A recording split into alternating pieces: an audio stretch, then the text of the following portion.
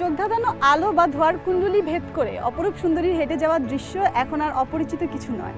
বহুজাতিক কোম্পানিগুলোর কাছে প্রমোশন বা ব্র্যান্ডিং এর জন্য বলিষ্ঠ হাতিয়ার হিসেবে কাজ করছে ফ্যাশন ওয়ার্ল্ড। ফ্যাশন বা র্যাম্প শোগুলো এখন আর শুধু বিনোদনের অংশ নয়, বরং সংস্কৃতির ভাষা হিসেবেও কাজ করছে, যে কারণে আমাদের মডেলিং সেক্টর এগিয়ে যাচ্ছে খুব দ্রুততার সঙ্গে।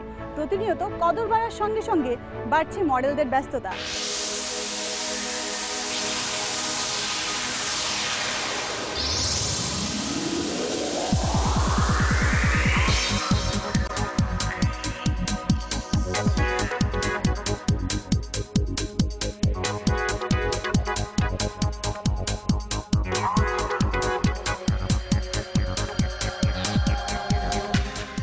আমার আসলে যেটা চিন্তা করি আমি আমার দেশকে নিয়ে, যে আমি একা না, আমার দেশ আগাবে, সারা বিশ্বে আমার দেশকে চিনবে, বাংলাদেশ বলে। আমি যখন দেশের বাইরে যাই, কাজ করি, আমি খুব গর্ব সহকারে বলি এটা আমার বাংলাদেশ, আমি বাংলাদেশের মডেল, আমি বাংলাদেশের একটা মানুষ, আমি বাংলাদেশ নিয়ে কাজ করতে চাই।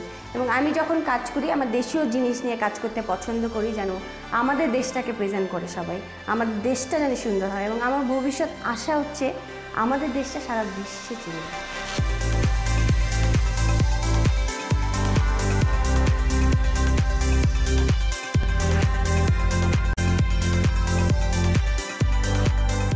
কখনোই আমরা পিছন দিকে ফিরে না তাকাইতে হয়, ভালো কিছু দেখি, আমরা সারা বিশ্বের সাথে তাল মিলিয়ে চলতে পারি।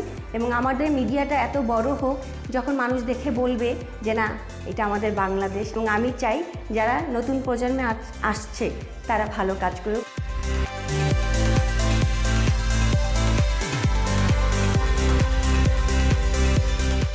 আমি চাই ফ্যাশন ইন্ডাস্ট্রিকে আরও এগিয়ে নিতে, বাংলাদেশের কালচারকে যাতে আমি আরও সুন্দরভাবে আমার সামনের আরও শোগুলোতে বাংলাদেশের কালচারটাকে তুলে ধরতে পারি।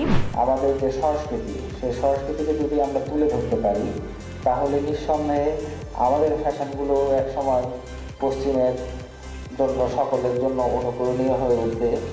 আমরা পূবের দেশের লোক, আমরাই প্রথমে আলোকিত হই, তারপরে পশ্চিম আলোকিত হয়। তো আমরা আশা করব যে আমাদের আলোয় পশ্চিম আলোকিত হোক। আমরা যেটা চাচ্ছি যে ফ্যাশনটাকে আরও এগিয়ে নিয়ে যেতে এবং তার সাথে মডেলদেরকে আরও প্রমোট করতে। এই আজকে যে আমরা সুদিনের পথে ফ্যাশন এবং মডেলিং আলোচনা করছি, আমাদের উদ্দেশ্য সেটাই। নিজের দেশের ডিজাইনার তৈরি করবো আমরা, নিজের দেশের ফ্যাশন মডেল তৈরি করবো আমরা, নিজের দেশের পোশাক তৈরি করবো আমরা। আপনারা এই মডেলিংয়ের সাথে এবং ফ্যাশন ডিজাইনের সাথে যারা জড়িত, আমার মন্ত্রণালয়ের আপনারা খুব শীঘ্রই স্টেক হোল্ডার হতে যাচ্ছেন। এর কারণ 1980-র দশক থেকেই কিন্তু বাংলাদেশে গার্মেন্টস শিল্পের কিন্তু আস্তে আস্তে উত্থান ঘটছে।